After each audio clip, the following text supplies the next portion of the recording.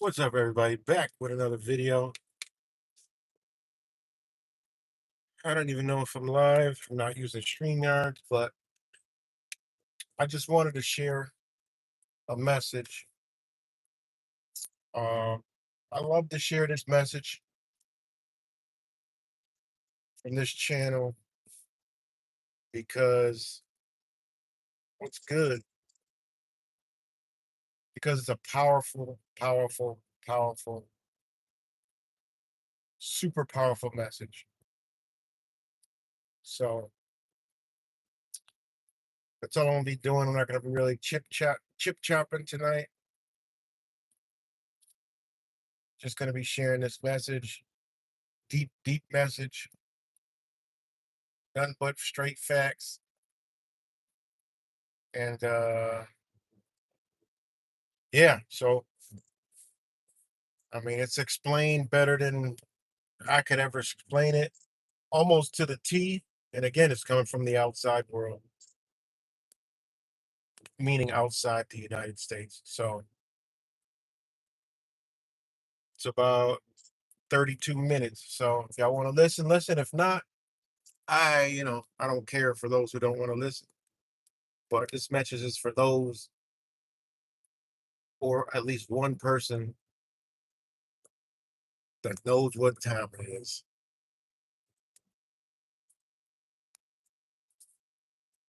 So what's good, Cut? In America, they've been Let me know if setting you can, warehouses. let me know if you could hear it good, right? Okay, so in America, they've been setting warehouses on fire. There's at least 9 or 10, maybe more, warehouses that have been set on fire. And on social media, they're celebrating it. On social media, they're celebrating it. You think it's a revolution. You think it's a resistance, don't you? Yeah. Because All right. This is a you'll know why I'm posting this video. Told you. There's no truthers. There's no everything's going as planned and nobody's doing absolutely nothing. And I'm glad. Go ahead and hurl this bitch straight to the ground. Okay, so in America, they've been setting warehouses on fire. There's at least 9 or 10, maybe more, warehouses that have been set on fire. And on social media, they're celebrating it. On social media, they're celebrating it. You think it's a revolution. You think it's a resistance, don't you? You're calling these people heroes who are setting fires, calling it the beginning of something. Well, you're not necessarily wrong about that. Something is beginning. You are starting something, but I don't know if it's what you think you're starting. I don't know if you're starting what you think you're starting. I need you to understand something. You need to understand this. And you need to understand it deeply, not just intellectually. You need to understand this in your bones, because if you don't understand it, it's not a small mistake. No, what's good? It's not a small mistake. I just can't read all the comments. Cuts Between his is in blue. The difference between I can't see the other comments. Future. What like really struggle to look at enthusiastically and filming yourself as you go, walking into a cage. was good, Badger. There's at least 9 or 10, maybe I could see it. they've been set on fire, and on social media, Yeah, they're celebrating it. Come on, Social media, you think it's a resistance, don't you? You're calling these people heroes who are setting these fires, calling it the beginning of something. Well, you're not necessarily wrong about that. Something is beginning. You are starting something, but I don't know if it's what you think you're starting. I don't know if you're starting what you think you're starting. I need you to understand something. You need to understand this. And you need to understand it deeply, not just intellectually. You need to understand this in your bones, because if you don't understand it, it's not a small mistake. It's not a small mistake if you don't understand this. This isn't the difference between tactical opinions. This is the difference between being a free people with a future and walking willingly, walking enthusiastically, and filming yourself as you go, walking into a cage, walking right into a cage. Those fires are not a revolution. I said they're not a revolution. Those fires are the justification for a counter revolution. They're a justification for a counter insurgency. Do you understand? Let me start with the specific fire that everyone is talking about, that one in California, the Kimberly Clark warehouse fire in Ontario, California, because the specific details of that case, I think, are quite instructive, and they should. If you understand the details of that case, you should understand that situation clearly. Then you won't be able to be confused about how corporate power actually works from here on out. The arsonist in that case was a worker, and presumably he had real grievances about his conditions, about his pay, as he said in the video, about his treatment and so forth. He burned that warehouse down. And he maybe thought when he burned that down that he was hitting Kimberly Clark. He might have thought that he was hitting that corporation, he was hitting that company, but that's not what he did at all. That building, that warehouse, is owned by a company called Real Estate Development Associates in California. It's a property company, REDA. It's not owned by Kimberly Clark, and the warehouse was being leased and operated by what was called NFI Industries, which is a logistics contractor, not Kimberly Clark. The arsonist himself worked for NFI Industries. That's who his real complaint was with, not with Kimberly Clark. Kimberly Clark was the client. Kimberly Clark was just a name on a contract. Their products just moved through that facility managed by NFI Industries. You understand? That was the only connection that they had to that physical space. So let's talk about who actually got hurt, who he actually hit. REDA, the building owner, the local real estate entity with no connection whatsoever to his grievances. Now their asset has been destroyed. Their property is gone because of him. Now they're going to face insurance claims, a process that could take years and years and years. Potential disputes over the coverage, what's going to be covered, what's not going to be covered, right? They're going to have possibly, most likely, gaps between what the insurance is going to cover and what actual replacement and rebuilding is going to cost. They didn't have anything to do with that workers' grievances. They just owned the building. And now that building is ash because of him. He destroyed an asset that belonged to someone who never did anything to him. And then NFI Industries, the one that he worked for, the contractor, the logistics contractor, they're going to face potential contractual liability to Kimberly Clark for supply chain failure, supply chain disruption, whatnot. They're going to have their own reputational damage in their logistics market. The legal cost of having employed that arsonist to begin with, they might be liable for that. They're going to have operational disruption that it could spend months for them to try to recover from. And then he hurt the workers, the arsonist's own colleagues, his own fellow workers, the people who sat next to him in the break room, the people who probably shared his frustrations, the people who probably understood what his daily experience at that job felt like. They lost their jobs now immediately. Their income is gone. Their health coverage is gone because Now this gets really, really deep. Like this gets deep. And this, you'll start to think about your truther communities and the revolution, all the stupid shit you see, and all the shit you've been seeing. Wow, watch how deep this shit goes. This shit goes deep.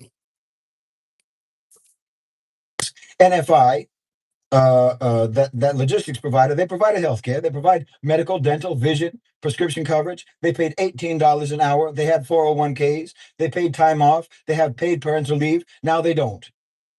Their routine, their livelihood, their immediate economic security is gone because of him. Not Kimberly Clark's executives. They're not hurt at all. You hurt the workers only. You only hurt the workers. As for Kimberly Clark, they just called a logistics manager. Another logistics manager found another contractor, found another warehouse. You understand?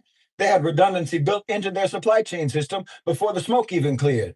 Their stock price, Kimberly Clark's stock price, barely moved because the financial markets would have known that a fire in somebody else's warehouse changes nothing about Kimberly Clark's earning potential, their earning capacity, what that company is worth. That's what the markets would have seen, and they're right. Not to mention, obviously, these companies have insurance, and they don't just have insurance the way that you and I have insurance. They have industrial scale risk management, a whole risk management system. They have entire departments whose function is to ensure that no single physical event no catastrophic event, no fire, no flood, or what have you, can materially damage that company's financial position. Everything in that warehouse was insured. You didn't hurt them. Even the losses that do exist are partially going to be subsidized by the public through tax treatment of casualty events. The government, meaning working people, working people's taxes, working people's tax contributions, are going to partially cover what the fire cost. You burn down their warehouse, but you will also pay at least part of the bill for rebuilding it and for paying them back and for compensating them. I don't think people understand where corporate wealth actually lives. The model that most people have in their head is more sort of a simplistically feudal model. That's pre-financial capitalism. You understand?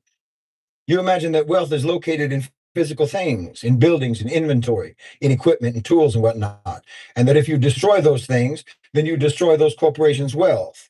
Well, that model hasn't been accurate for over 50 years. Kimberly Clark's actual wealth, the source of their actual power, the thing that makes it Kimberly Clark in the first place, is not any warehouse, it's the brand. It's the contracts, it's their market position, it's their intellectual property, it's their data, it's their financial instruments, it's the regulatory relationships that they have, the political access that they have, the captured legislation that protects their market dominance. None of that was in that warehouse. You could burn every single physical facility that Kimberly Clark operates in and not even touch the actual source of their power, not touch the actual source of their wealth, because that's not where their wealth is or where their power is. Their wealth and their power is in a place where your match or your lighter could never reach.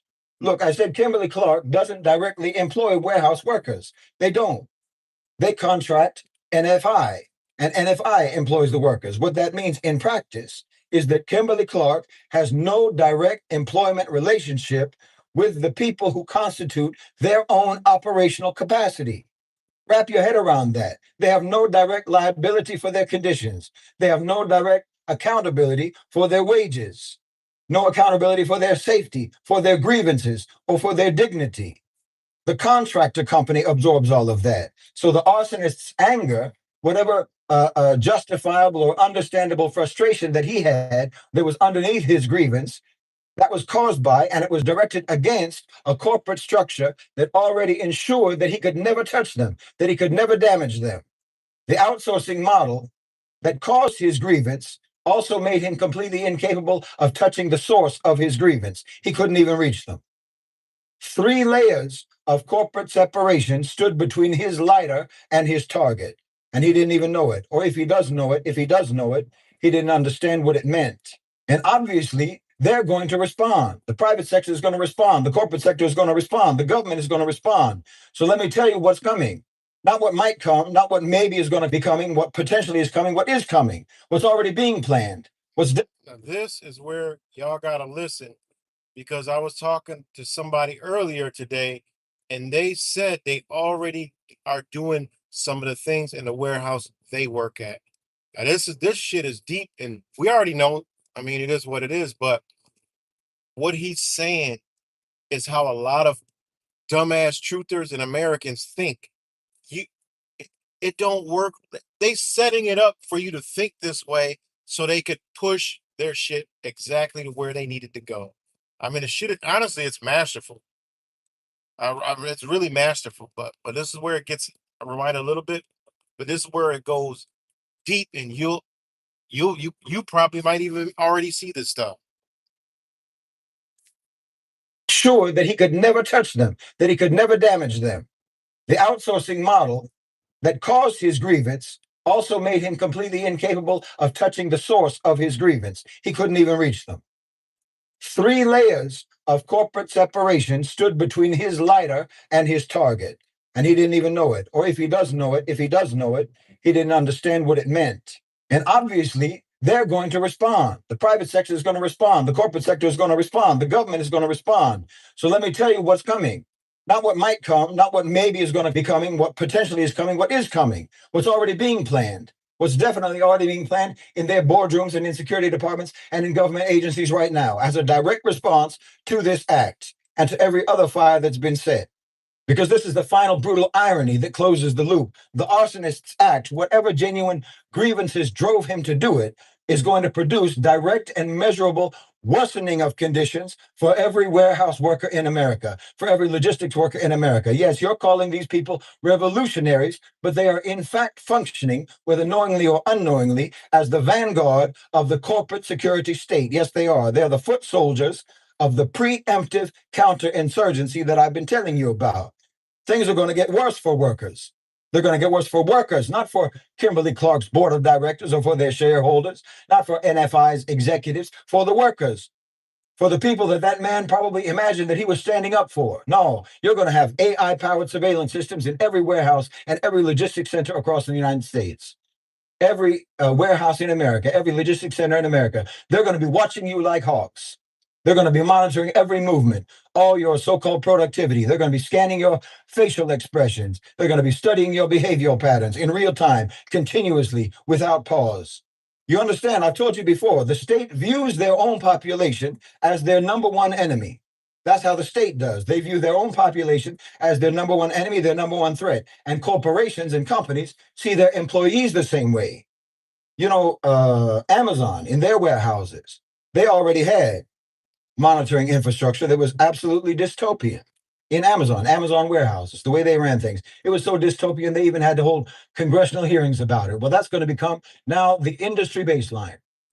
It's going to be it used to be a controversial outlier, the way Amazon did things. Now that's going to become the mandatory standard, believe me. Because now there's a security justification, and security justifications are almost impossible to argue against, even for civil liberties organizations, without making you sound like you support criminals, that you support arsonists. You're going to be tracked from the moment you enter that facility to the moment you leave. Every movement is going to be logged.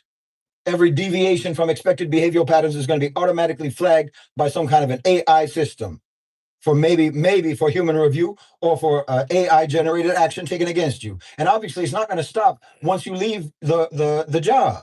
No, your online activity is going to be looked at as well.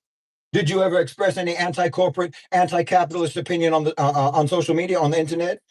Did you like a post that spoke positively about Luigi Mangione, for example? They're going to be watching you now. They're going to be watching you like they never watched you before. Being an employee now is going to mean that you are under ongoing continuous investigation throughout the duration of your employment. And of course, pre-employment as well. Pre-employment screening is going to be even worse. It's going to start to include, if it hasn't already, criteria for employment that is explicitly ideological, not just criminal background checks. Social media history is going to be reviewed. There's going to be psychological profiling of workers, psychological profiling of anyone who's even applying for a job. They're going to check so-called extremism indicators that are going to be defined by criteria that is so opaque. That's going to be administered by third-party firms, not even the company that's hiring you.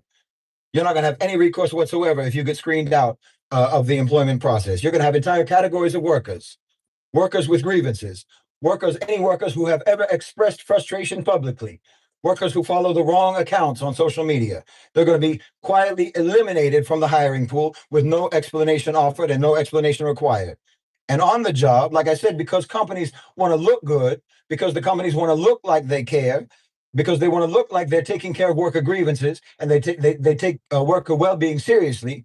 Now you're going to impose policies that are going to force workers to perform contentment about their job, about their workplace. You understand? Because don't we treat you good? Don't we have happy slaves on our plantation? No, you're going to have so-called mental health monitoring on the job.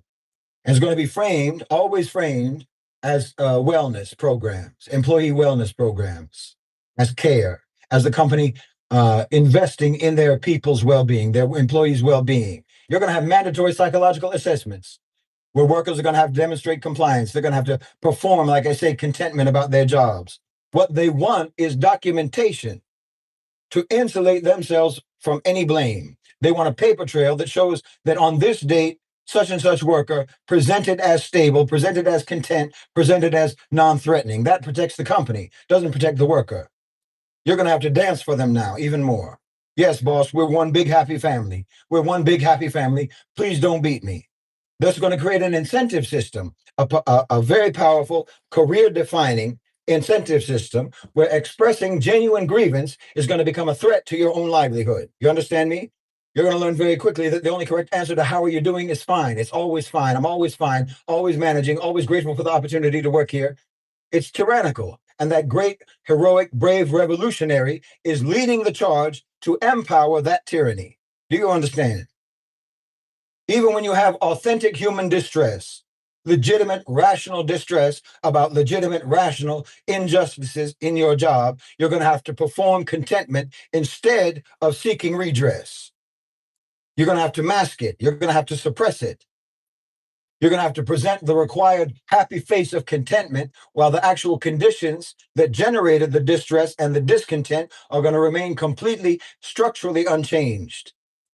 And in fact, they're only going to get worse by the fact that you now have to pretend everything is wonderful.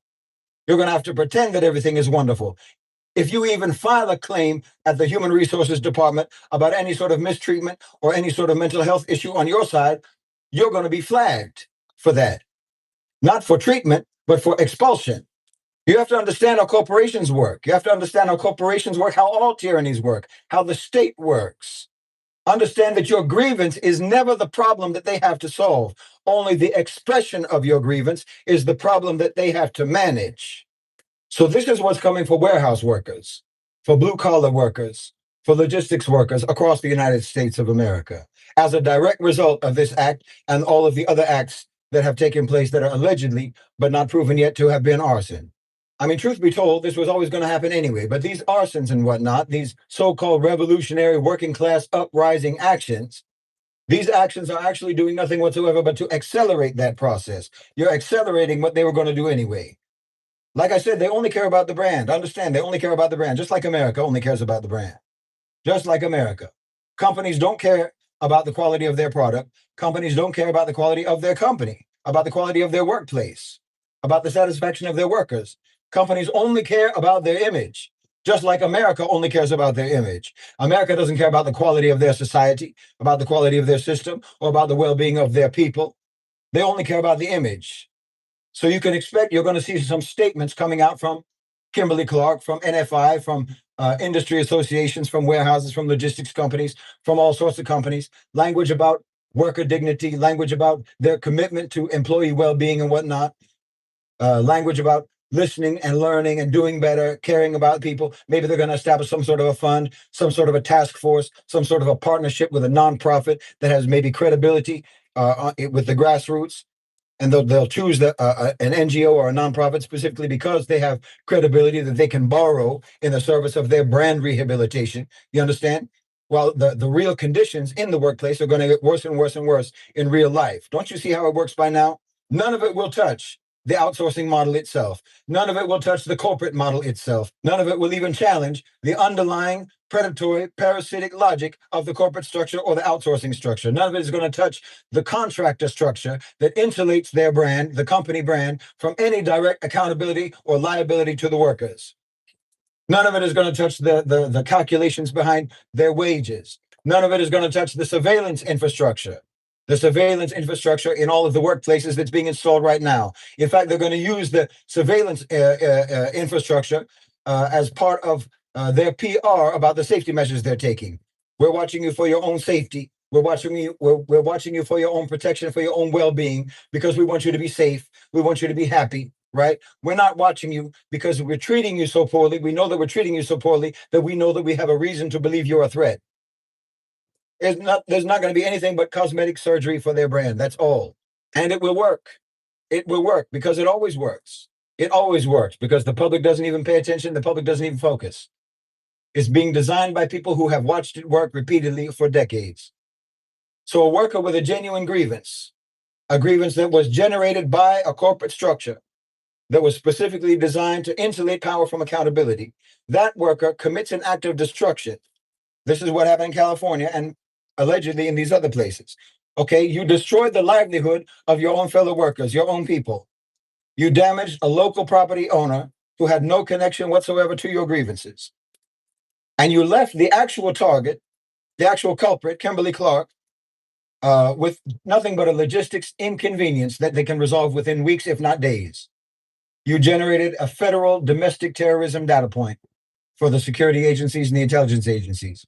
You triggered potentially an industry-wide escalation and acceleration of worker surveillance in the workplace. that will make conditions measurably worse for every logistics worker in America, and after that, for every other worker, for every other type of workplace in America. You help to produce a PR response that will perform accountability while structurally guaranteeing no accountability. And this all gets celebrated on social media as rebellion, as revolution, as resistance. You think that you're rebelling, but you're just being used.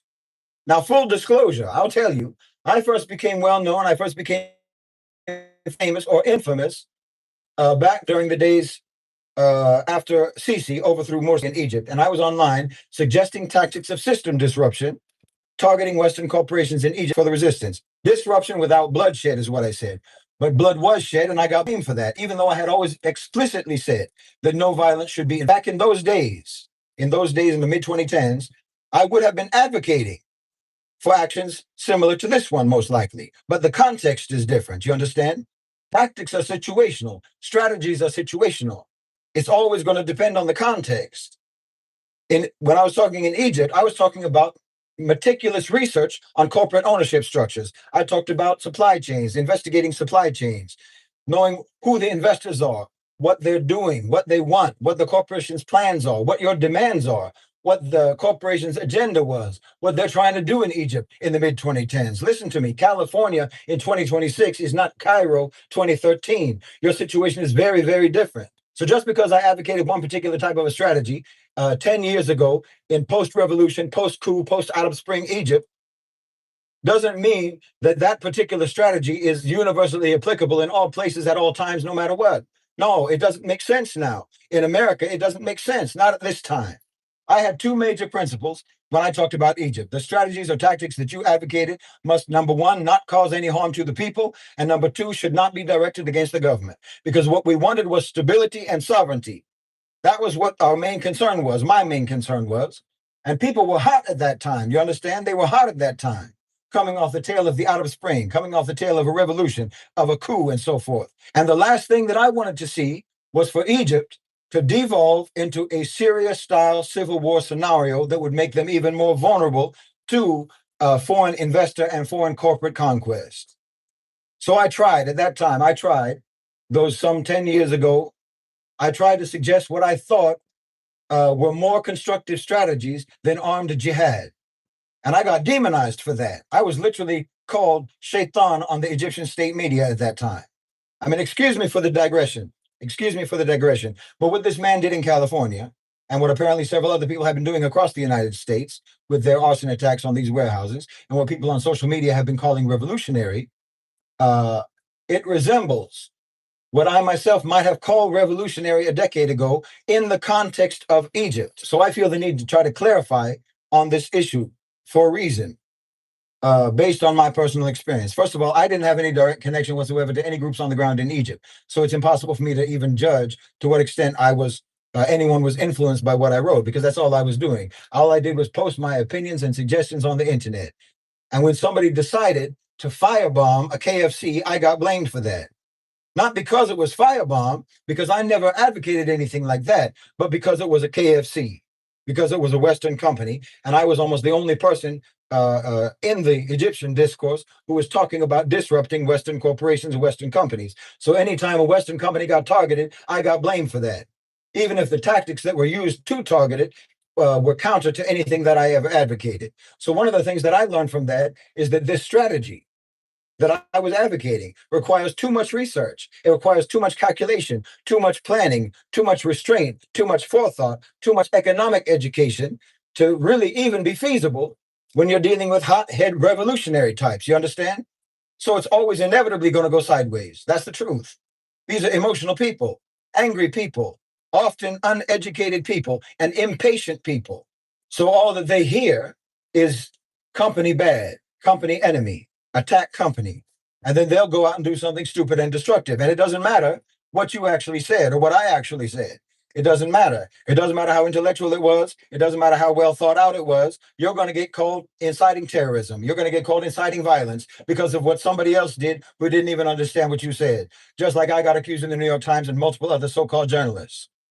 And what you also learn from this, what you also learn from the experience that I had is that, yes, the truth is that corporations and the private sector are absolutely the most important layers in the power structure. Absolutely. And they will come at you with full force if you challenge them in any way whatsoever. They're going to demonize you. They're going to slander you. They're going to attack you. They're going to mischaracterize you. They're going to assassinate your character. They're going to misrepresent your ideas in every which way, because nothing triggers them more than that. Nothing triggers a backlash from the power structure more than that. And I've been living with the consequences of that. I've been living with the consequences of that mischaracterization. I've been living with the consequences of that slander and that misrepresentation ever since. But the point is, why I'm telling you this is to let you know that I am not in principle against the strategy of disruption. I've always expressed my admiration for the tactics that were used by the early labor movement in the United States, which were often very militant. I have no problem with that. I have no problem with that whatsoever, if it's effective and necessary. I'm not rigidly pro or against any strategy, and I do not subscribe to nonviolence on the basis of moral principle. I do not regard inanimate property as having the same value as human life. Absolutely not.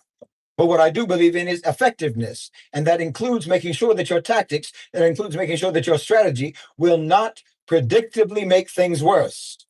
And I'm saying that even in Egypt in 2013, 2014, 2015, even though the strategies and the tactics that I was suggesting at that time, I tried to tailor them to the very specific and unique situation and unique context of Egypt. Even though I was doing that, those tactics and those strategies were ultimately not feasible because they could not be pursued in any sort of a responsible manner.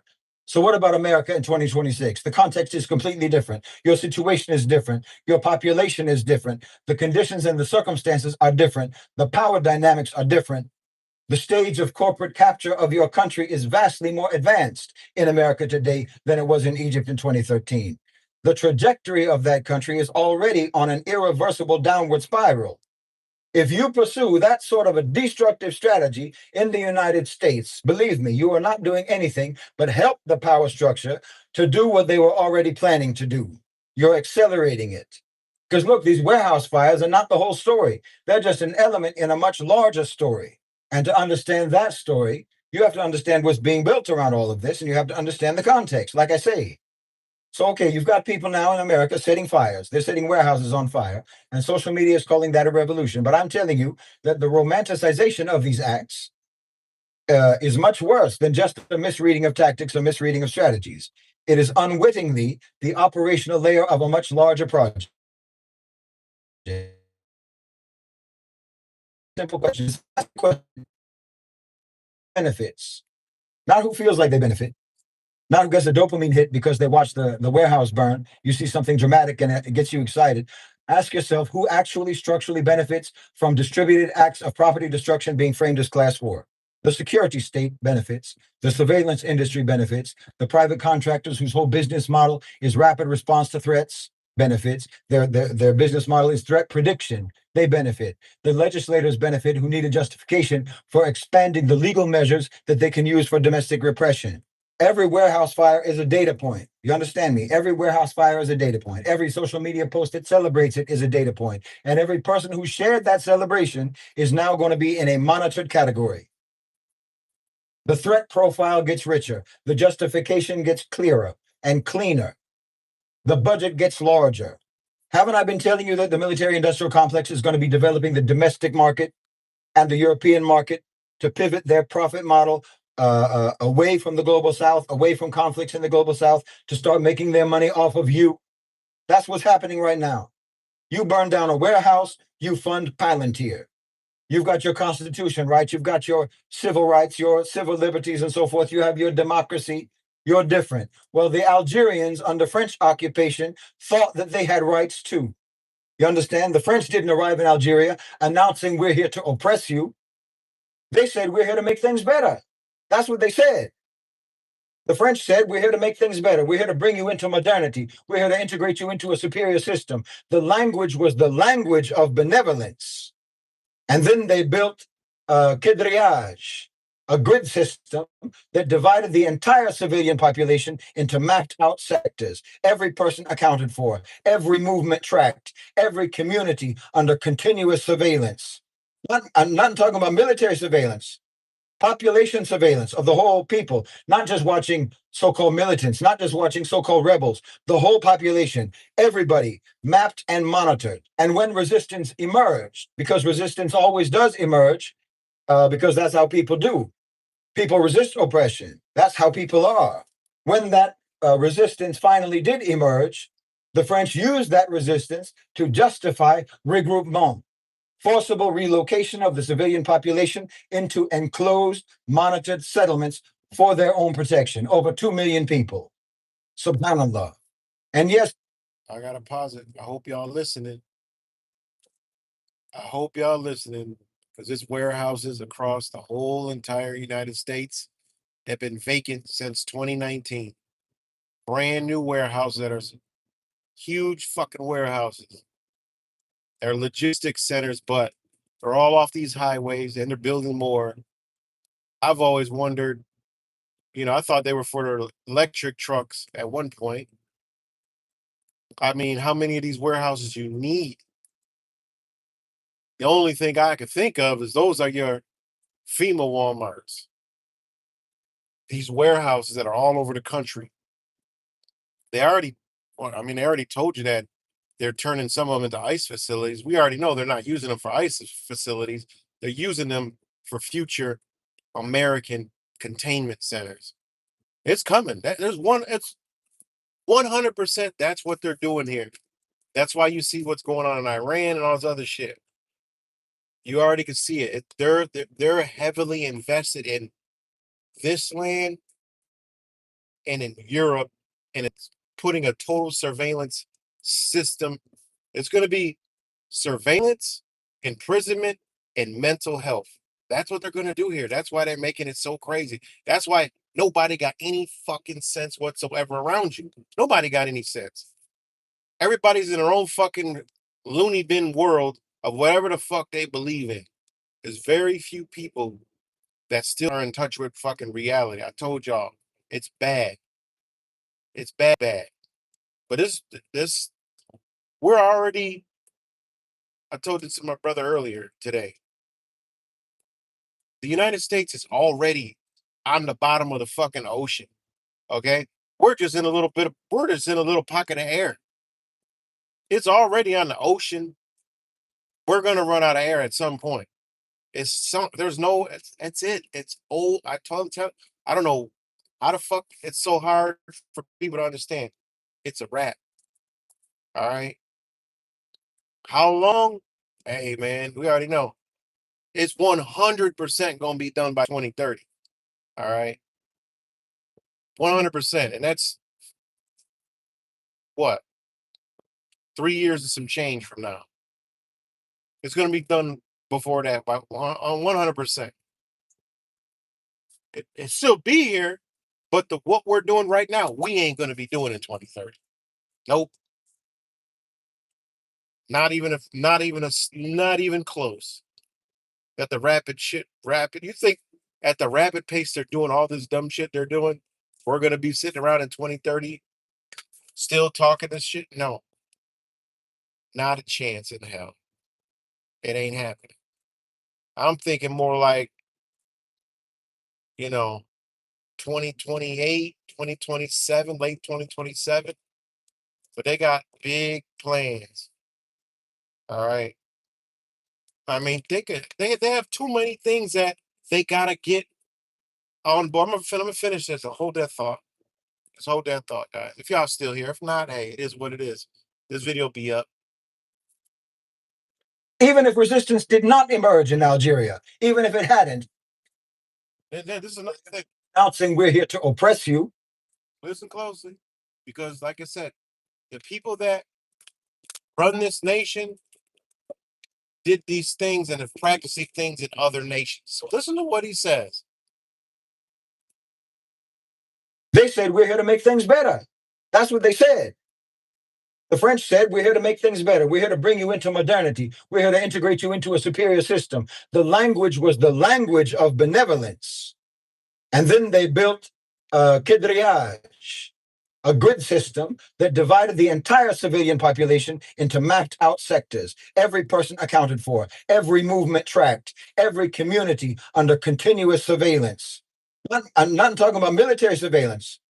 population surveillance of the whole people, not just watching so-called militants, not just watching so-called rebels, the whole population, everybody mapped and monitored. And when resistance emerged, because resistance always does emerge, because that's how people do. People resist oppression. That's how people are. When that resistance finally did emerge, the French used that resistance to justify regroupement, forcible relocation of the civilian population into enclosed, monitored settlements for their own protection. Over 2 million people. Subhanallah. And yes, even if resistance did not emerge in Algeria, even if it hadn't, they would have pretended that it did. Doesn't that sound familiar? The British did the same in Kenya. Over 1 million Kikuyu people were relocated into enclosed camps, concentration camps, screened and classified, detained without trial. And the British told the world, and they told themselves, that it was for security purposes, that it was a legitimate security operation against so-called terrorists, against the Mau Mau. But most of the people that they detained had never even raised their hand against anyone. But you see, the infrastructure existed just like it exists in America, and the infrastructure was used. The infrastructure always gets used. Remember that. Whatever they tell you it's for initially, it doesn't matter. The infrastructure is going to get used. And if there is no use for it, why, they're going to make a use for it. Do you understand? So if you're making in America, and you are, an infrastructure for counterinsurgency, then it means that they're going to make the insurgency whether you make it or not. Please understand me. They're making a homeless detention facility in Utah right now, officially for homeless people, that they're going to detain without their consent. And when you hear that, that's fine. It's not me. I'm not homeless. I have a home. It doesn't apply to me. That's exactly what they want you to think, how they want you to react, as if they can't make you homeless anytime they want. No, you don't build mass detention infrastructure for homeless people. You make mass detention infrastructure when you have every intention of detaining the masses. You start with a population, yes, that no one will defend, like the homeless, like undocumented immigrants, so that you can normalize the facility. You can normalize the legal framework. You can normalize the process. You establish the precedent. You establish the precedent that administrative detention without criminal conviction, without trial, without charge is an acceptable tool of social management. You establish that precedent, and then you just expand the eligibility criteria. You always expand the eligibility criteria. You always broaden the definitions. What constitutes extremism? What constitutes threat? What constitutes domestic terrorism? We know very well. Muslims know. Muslims know very well how this works. You've been doing it to us in America for decades. First, you do it with a control group, and then you deploy it to others. Everybody outside the United States, believe me, everybody outside the United States can see very clearly what's happening over there. And certainly everybody in the global South recognizes it because you did it over here first. And like I say, we Muslims in America, Muslims in the West. See if you can hear me now. Piece of shit. Can y'all hear me now? Anybody see shit? Oh, yeah, I could hear it now. Now it's fucking working now. Stupid ass shit. Anybody see shit? Oh, yeah, I can hear it now. Stupid ass shit. Doesn't even get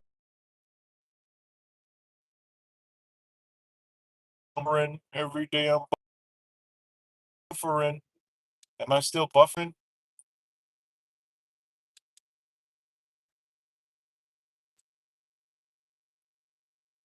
Let me know if I'm still buffering.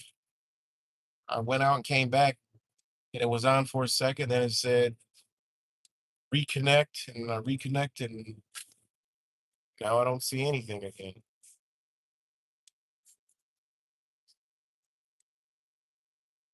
Can you hear me? What the fuck, man?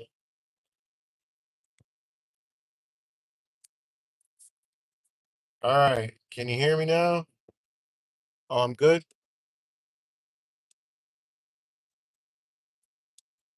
Oh, it does. It fixes it. Oh, okay. I don't know how this shit works.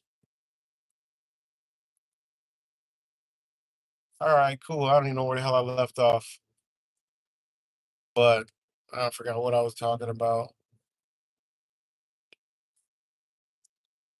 But Yeah, just more. I mean, people just gotta realize it, man. Like this is what it is. You know, it is what it is, man. And he got a. I think there's a part to it I didn't hear yet. Someone play this other one, and see how long it is. Forgot where my thought was going, but yeah, couldn't be more evident in everything they're doing.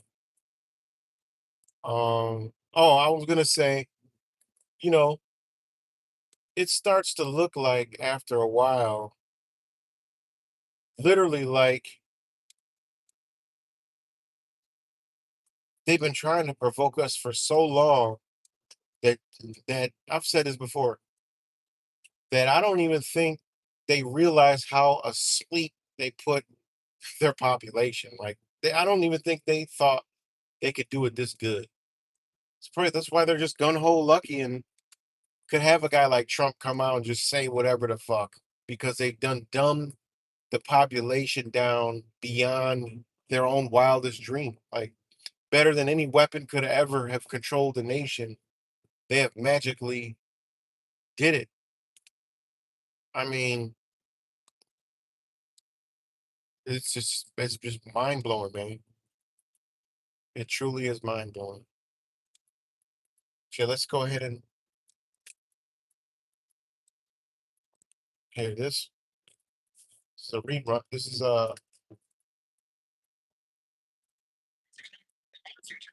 exactly what they're ready. That's what they're ready for you to do. You understand me? So when you do that, you're not actually doing anything whatsoever except expedite your own oppression. Now, obviously, this whole system, this whole management system, you can call it, has been intensified and refined, for lack of a better word, to its most extreme form in Palestine. Population classification, movement control, right? Administrative detention without charge, collective punishment, AI generated targeting lists, facial recognition, and so forth. All of this the Israelis have been doing. Predictive targeting, different legal regimes for different people based upon their classifications. No, no, y'all have already been hearing this in the United States.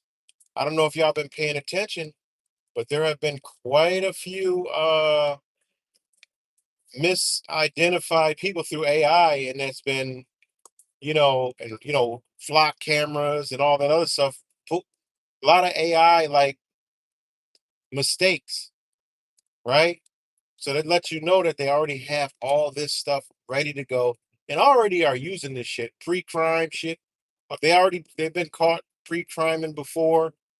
Had to, pay out like there were three big stories. So I mean, just listen to this shit, man. Punishment, AI generated targeting lists, facial recognition, and so forth. All of this the Israelis have been doing. Predictive targeting, different legal regimes for different people based upon their classifications. Israel's surveillance and control system has been refined over decades into something that is so comprehensive, that's so technically ruthless, and has been so administratively normalized and so forth. And you never understood this. You never understood that Israel has always just been a research and development contractor for the United States of America, meaning what they develop over there has always been intended for use by America and in America. Do you understand? Gaza and the West Bank and the apartheid system within so called Israel, this is nothing but a laboratory for developing techniques for domestic deployment in the United States for American law enforcement through exchange programs and whatnot, through transfers of training and technology and so forth. They were always developing this as R&D contractors for the U.S. security state. You've misunderstood the relationship. The Israelis, the IDF, and so on, coming over and working with the New York Police Department and across the United States. That's not Israel cultivating these relationships. No, this is Israel delivering what America ordered. Do it first to the Palestinians to prove that it works so that then we can do it domestically in America.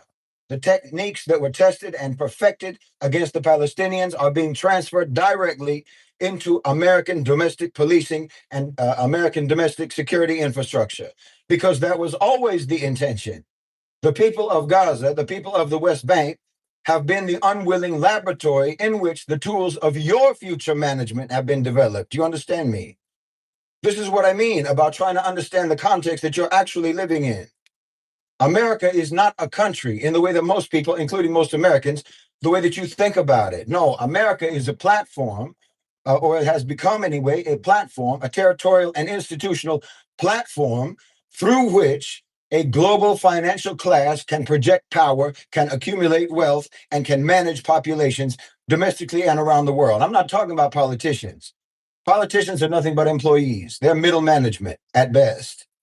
They serve at the pleasure of the actual ownership class, and they know it. I'm talking about the financial powers, the private sector powers, the owners who sit above the governments, above parties, above elections. That layer that persists regardless of who wins what election. The OCGFC, the owners and controllers of global financialized capital, who have no loyalty to any nation, including America.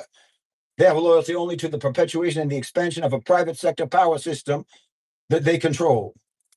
The American people are not the constituents of that system. They're just inputs in that system. Inputs like labor, consumption, tax base, military recruitment, political legitimacy through electoral theater. You understand? And the brutal reality is that those inputs that you represent are becoming less and less necessary. Automation is coming. Artificial intelligence is coming. It's restructuring the whole economic rationale for enormous portions of the working population. And the people who own that technology, the people who own the systems that are about to displace tens of millions of workers in America, they're the same people who own the surveillance architecture, the surveillance infrastructure, the surveillance systems, the political infrastructure, the media infrastructure, and the security apparatus. They don't need you the way they used to. And a population that isn't economically necessary to the ownership class is a population that needs to be managed rather than cultivated, rather than appeased. You understand? You're transitioning in their accounting books from being an asset to a liability. And you know what is done with a liability, don't you? No, the counterinsurgency infrastructure that's being built right now in America is not a response to an existing insurgency. It is preparation for the social consequences of mass economic displacement that's already underway. I said the cage is being built before the crisis arrives, so that when the crisis arrives, the cage is ready and they can corral you right on into it. You've got surveillance drones already flying above American cities, not in Afghanistan, not in Yemen, over your own neighborhoods, over your own streets. Drones, mapping, tracking, building a continuous picture of how populations move in your cities, where they gather, where the people gather. Don't you think for a minute that those drones are not going to eventually be armed drones? Yes, they will. You've already got facial recognition infrastructure in your transit systems, your buses, your trains, and so forth, in your public spaces, in your commercial environments, obviously, in the malls and whatnot. That data is retained and it's cross-referenced with financial data, social media data, employment data, and the behavioral profiles being built by the surveillance architecture. Financial deplatforming as punishment without trial has already happened. No charges, no conviction, no due process. This is already happening in your country. Your account gets closed, your payment processor drops you, your insurance gets denied because you're in a category, You donated to the wrong organization, you attended the wrong event, you shared the wrong posts on social media, and so forth. Why do you think Sam Altman, the owner of OpenAI, why do you think that he's now talking about universal basic income and you get excited about that? Like it would be a win. Sam Altman. It's not a win, it's a chain around your throat. It means a financial system, turning the financial system completely into a tool for behavior modification. We lock you into some sort of UBI, universal basic income, and at the same time, we dismantle your means of earning an independent income. Now we decide whether you eat or not. You understand me? You expand now the definition of domestic terrorism so it can cover any sort of coherent opposition to the system, not violence, not real terrorism, just opposition.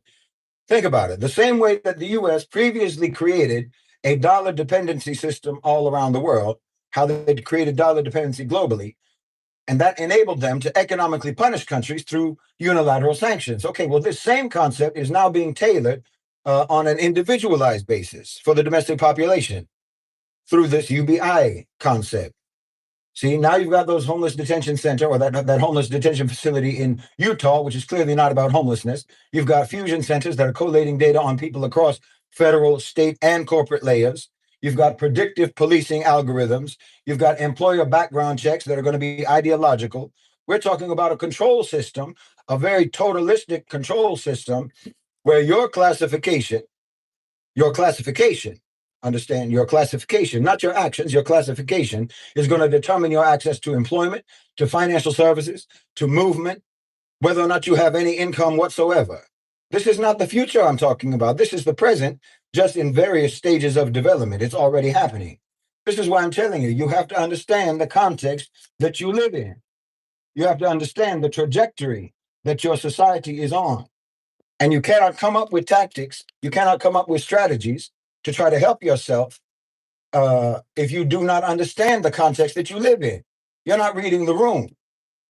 I don't know how anyone could get excited about the prospect of UBI in 2026, living in the system that you're living in, and think that it's going to be anything other than a tool of totalistic control over you. Do you remember the pandemic, or after the pandemic, they were talking about build back better, all that build back better rhetoric? Well, let's talk about what they built. Enough time has passed. Let's look at what they actually built. Look at the actual thing. Look at the receipts. You can lie about all sorts of things in this world. You can lie about your intentions. You can lie about your motives. You can lie about what you believe in, right? You can lie about all sorts of things. And no one can ever really be sure whether any of what you say is true. But your actions, though, your actions are what they are. So you can talk about we're going to build back better, but now time has passed. So we can look at what's been built or what hasn't been built. The building is the building and the wreckage is the wreckage. Either you built or you didn't build, and either it's better or it's not better.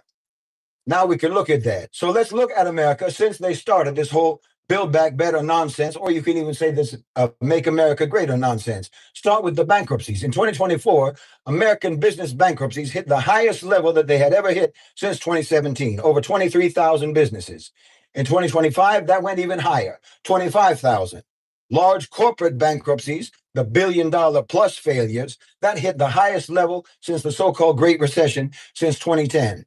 We're talking years after you started building back better. You understand? The big corporate bankruptcies through the first half of 2025 were running 43% above pre-pandemic averages, 43% higher. Build back better, make America great again. You built the worst bankruptcy number since the financial crisis. That's what you built. Okay, look at the layoffs. In 2025, over 1.2 million jobs were cut in a single year. That's the highest number since 2020. And 2020 was the pandemic. Q4 of 2025, 260,000 layoffs were announced. That's the highest Q4 since 2008. No pandemic, no crisis. In October 2025 alone, just in October, 153,000 job cuts. That's up 175 year on year. January 2026, 108,000 cuts in a single month. That's the highest January since 2009. And plans for new hires of all of 2025 was only 507,000. That's the lowest since 2010. Listen to me. While they were telling you that the economy was getting stronger, they were making it better, they're building it back better, and so forth, American companies were announcing more layoffs than in any single year since the Great Recession, so-called. And the hiring that's supposed to offset the firing, hit a 15-year low. That's what they built, a labor market that's going in reverse. And look at your debt. In early 2020, pandemic time, the U.S. national debt was roughly $23 trillion. In March 2026, it's $39 trillion. $39 trillion. $16 trillion in new debt in just 5 years. While you're building back better. The United States government added more debt in 5 years than that country took in its first 200 years combined. And it's accelerating. The debt went from 38 trillion to 39 trillion in less than 5 months. That's the fastest $1,000 billion jump in American peacetime so-called history. In 2020, America paid $345 billion to service their debt. And in fiscal 2025, you paid $1 trillion. Tripled in 5 years. In 2024, interest payments on the national debt surpassed Medicare spending, surpassed national defense spending. Hear me on this. The biggest line item in the United States federal budget, the biggest line item is no longer health care for the elderly, is not even the military. The biggest line item in the American federal budget is the interest that the American government owes to its creditors. They're building a country whose biggest job is to pay rent on the money that they already spent. Household debt, record highs, $18.6 trillion. Credit card debt alone cost $1.27 trillion. That's the highest that it's ever been recorded since they started tracking it in 1999.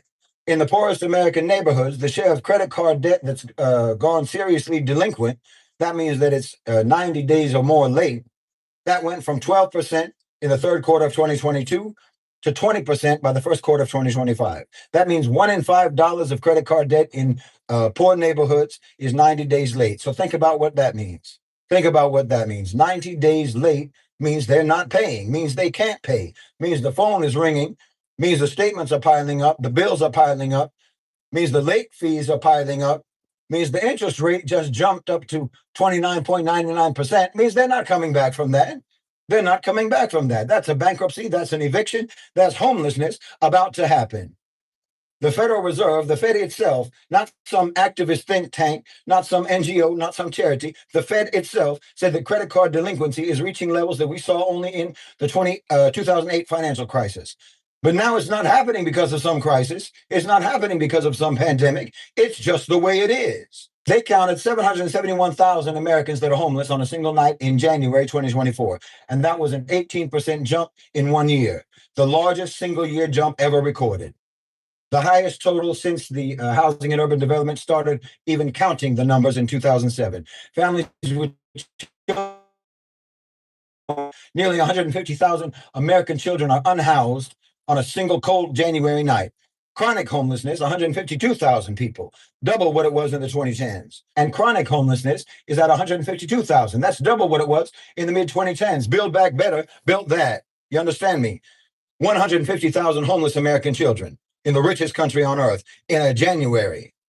You've got foreclosures at record highs. You've got evictions at record highs. Foreclosure starts in 2025 was up 213% from the 2021 year low. Home insurance premiums are up 61% from 2022 to 2024, 61% in 2 years. The cost of keeping a roof over your head is crushing anyone who owns their home. And evictions, just look at, for example, Phoenix, Arizona in 2024, 86,000, almost 87,000 evictions filed. That's an eviction every 6 minutes, every 6 minutes of every hour of every day of every week of every month of the entire year. A Phoenix landlord was filing court paperwork to kick a family out on the street every 6 minutes.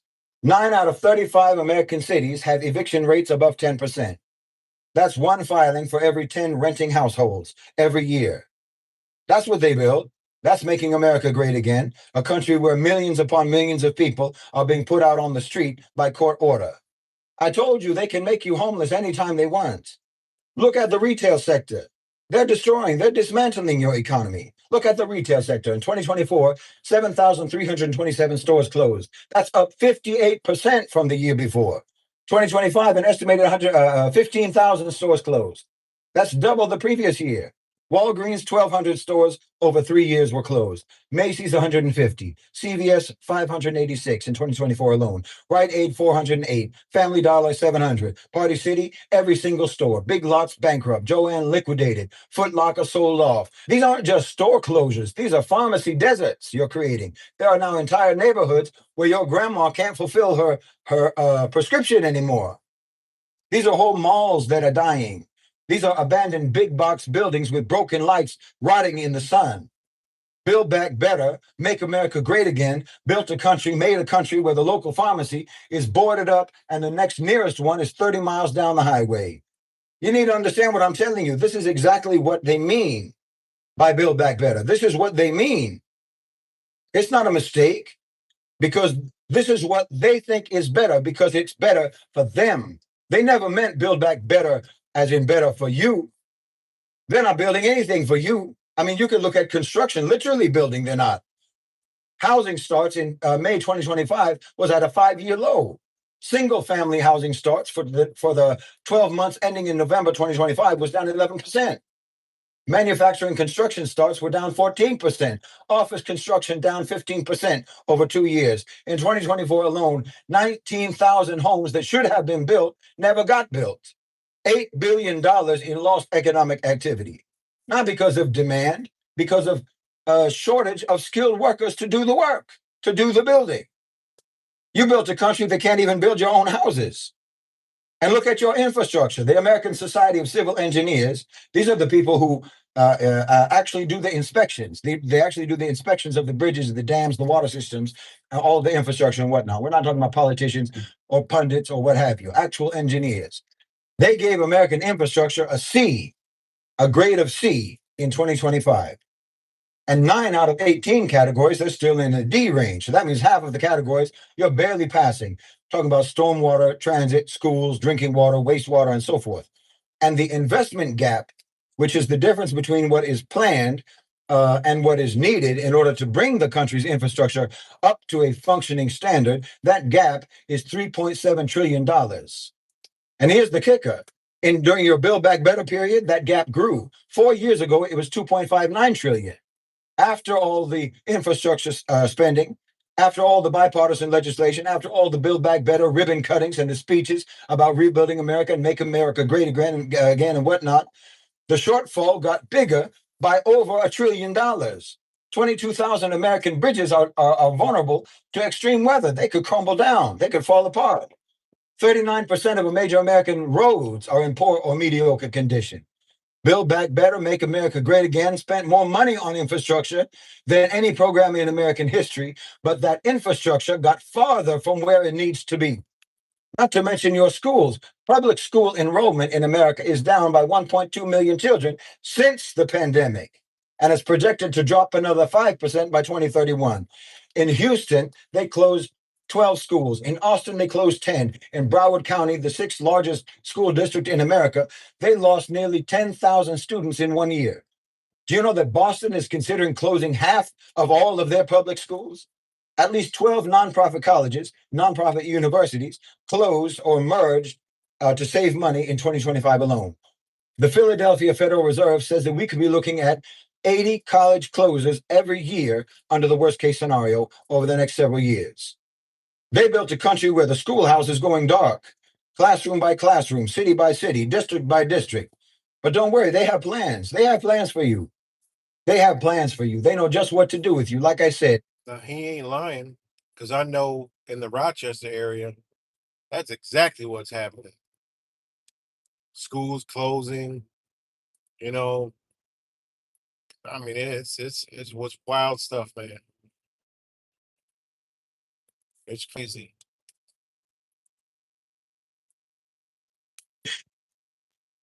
detention.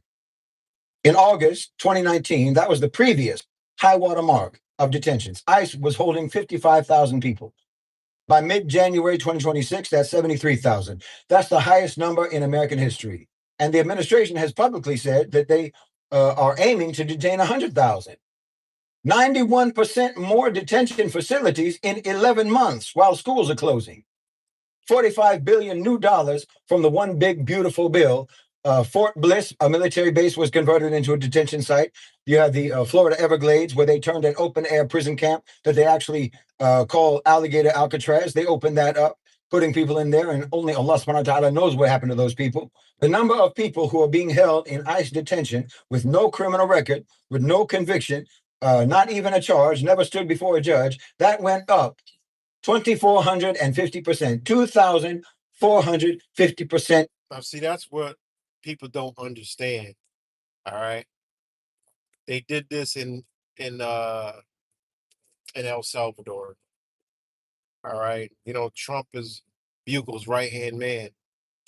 They did that in El Salvador to the people there. They said, you know, they were going after gang members, but they got doctors, teachers, lawyers. I mean, anybody who resisted what they were doing got rounded up and are still sitting in there.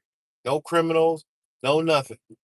That's why I tell people, see, people think they're safe from what's coming here because they're goody two shoes. Well, what part of you ain't a part of their agenda that people ain't getting?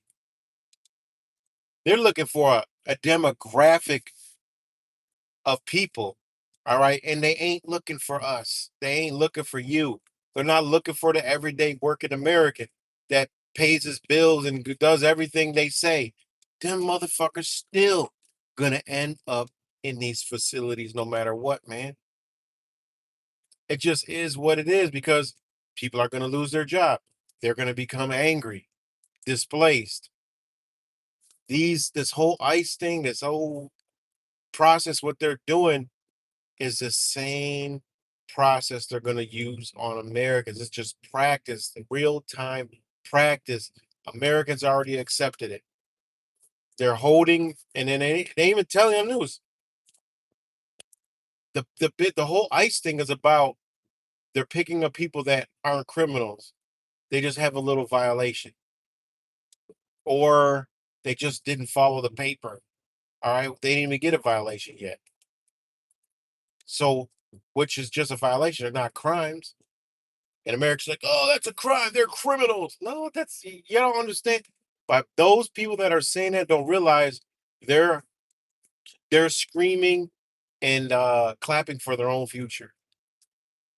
And you think the powers that be don't know that? Like they're sitting back like these dumb motherfuckers don't realize they're gonna be in the same fucking facility. Look at these motherfuckers. I mean, they look, we built this place. They don't even know it. They have rights, freedoms, and all this. They're not even putting up a fight. They deserve they deserve what we got coming to them. Probably what they're honestly saying. I mean, they're probably some foundation that fair is fair. Look, it is what it is. They're in America. They're free. If they allow us to take it, do this and do that, then that's what they deserve. And they do believe on that's one of their main beliefs is, you know, what's the saying?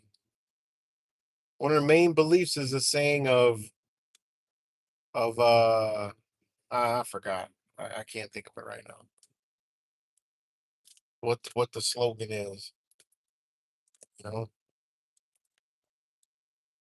Yeah, so it's just more of that video, but it's getting winding kind of down. But it's things people should have been paying attention to, you know. Uh, and just I mean, it's where we at, man. You know, it's where we're at, guys. You know, it's where we're at. So I'm about to get up off here, but shout out to all you guys for tuning in and you know, just feel like I wanted to come live and just share that. Sharing is caring. And yeah, no fancy outros or intros or nothing like that. But this is for all the people that think there's gonna be some kind of revolution. Like think that think that people are gonna wake up. Like you fucking kidding me? You looking around, nobody's waking up, man. Truthing is dead. That's been over. There's new truthers now. You got Chucker Carlson, all right, all these other mouthpieces, Candace Owens, and all these other fucking people, and they're the new truthers. You know, you've been replaced, motherfucker. Should have been retired. So same old Herkinger. I mean, it is what it is.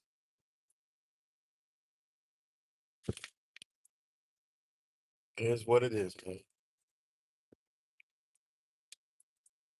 Everybody just today. Oh, today was 420. A lot of people that smoke, they don't like to hear, the truth about that. And I've made some posts today. Oh man, but man, probably about 500 comments on this shit. Like 500 comments. They was It is literally I structured it so, you know, I said happy 420. What did I say? Oh my god, they went crazy. I said happy 420. I'm gonna tell you the two posts I made. Uh,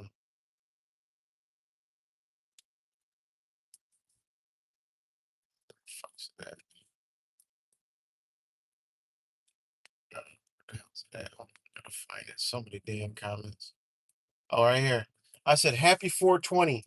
People think they're celebrating some type of liberation, but don't realize they're smoking their own enslavement and lowering their mental capacity for obedience. 95% of weed out there is GMO, Gateway Project weed. Man, them motherfuckers went crazy over all that shit. They went to, oh my God. Better than whatever you're smoking, better than alcohol. Puff, puff, pass that shit over here. I mean, well, happy 420, and then touch the grass, nerd. I hear you, bro. Can you grab some Funyuns too while you're out? I mean, seriously. Oh my God, look at this dumb motherfucker. I just saw this shit. CIA has released documents that show that marijuana use inhibits programming of the brain that causes people to question things rather than believe everything one is told. This dumb, stupid, dumb motherfucker don't realize, yeah, that's the one that you don't got a hold of. That's the one. CIA. Yeah, they did release that years ago. And that's the one that you don't got and you ain't getting. It's crazy. It's just stupid. I mean, it's mind blowing, man. It really is. It is what it is. Smoke whatever the fuck you want. I don't care. But I just tell you like it is. It is what it is. The fuck water's wet. Concrete hurts if you fall on your fucking face. If you get hit by a car, you're gonna feel it. That's just it's all on the line with that same category. Oh, what do you know about weed? You never smoke it, bitch, because I know how to research and I observe motherfuckers around me that ain't got a clue of what the fuck going on. And you could literally see the change in people, the docileness, the slowness, the inability to fucking even think straight. What it used to do is what it don't do. And I grew up with the shit. I smoked it when I was, I'm sure, two, three, four, five, six, seven, eight, nine, 10. At catching contacts when my mom had their pop parties, selling weed and shit. All right. That's my experience. No, I never smoked it when I got older. I probably smoked it when I was young. All right. I'm sure I was catching contacts like a motherfucker, you know? So then I posted this one right here. I said, people mad at me because they don't know what kind of weed they're growing or smoking. I said, y'all growing female plants and smoking female plants that make that male plants haven't pollinated. I said, fuck out of here, GMO heads. Happy 420. And I said, it's not the weed from the 60s, 70s, 80s, and early 90s. It ain't that weed. That weed is long gone. If y'all don't believe me, hey, that's on y'all. It is what it is. You're smoking high THC, all right, weed that actually slows you down. Hey, makes you have more anxiety. People think it calms my anxiety. Bitch, it causes your anxiety. Fuck you mean? What the fuck you talking about? That's why you gotta smoke it. It's a habit. It's not recreation. All right? It ain't a recreational drug. All right. You see the line out in front of dispensaries and how nervous the motherfuckers be. And I follow First Amendment Protection Agency who actually documents and records those fucking dispensaries and how crazy the motherfuckers are that go in there and come out. And the way they think, man, fuck what y'all talking about. Y'all can believe whatever y'all want to be and smoke your life away. I don't care. It don't bother me none. I'm just giving you the real deal of what it is. You know, it just is what it is. It is what it is.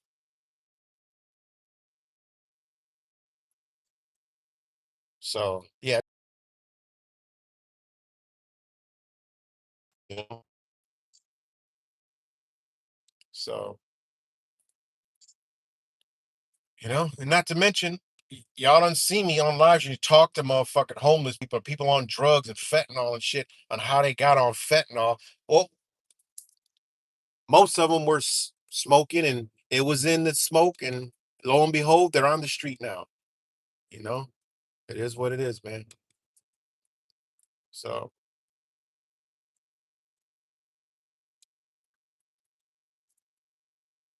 it's funny. But happy 420 for all the people fucking smoking that shit.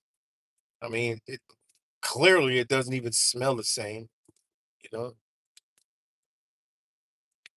But all right, y'all, that's enough.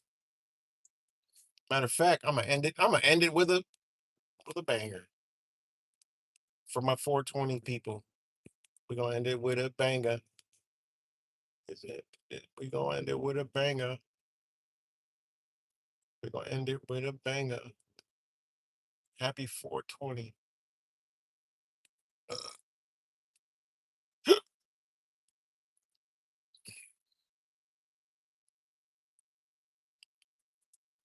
We're gonna end it with a banger. We're gonna end it with a banger. I put my weed in a container. I don't need a retainer. Yeah. All right, here we go. After this, I'm out.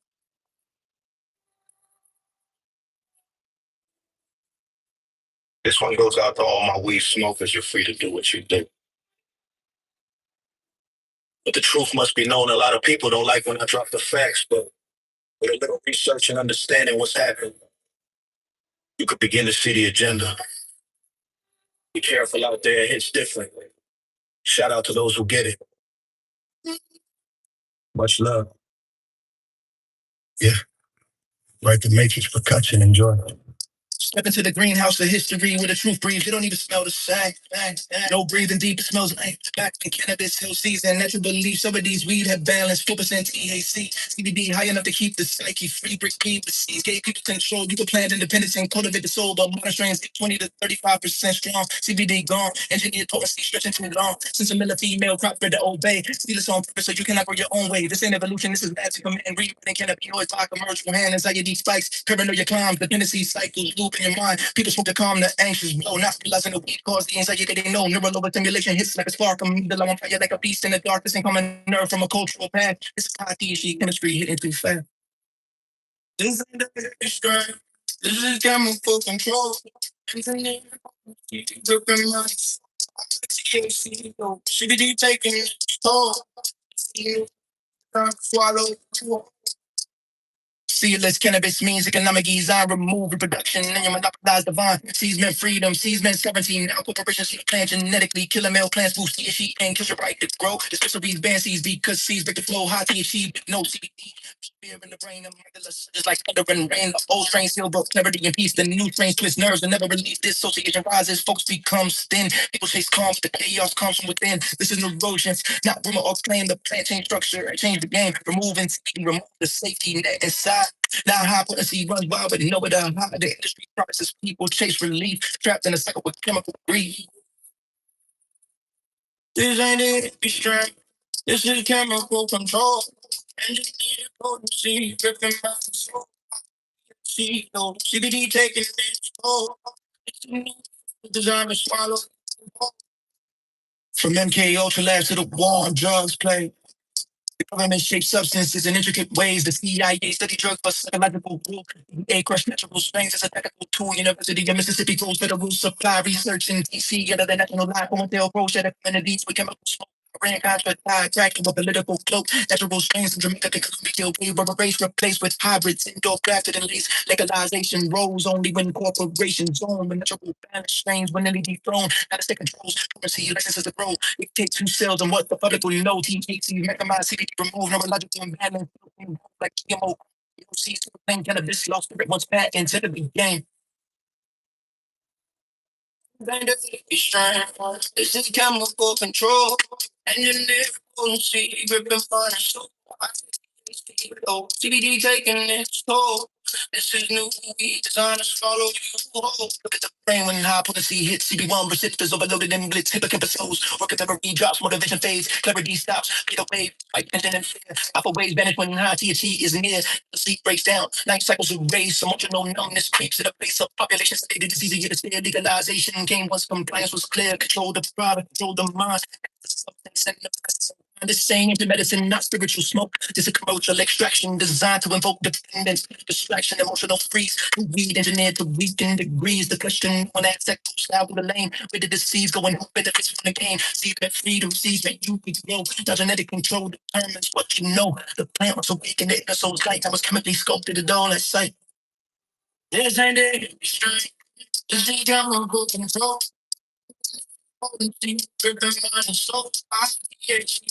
CBD taking control. Awaken to the truth, hidden deep in the scroll.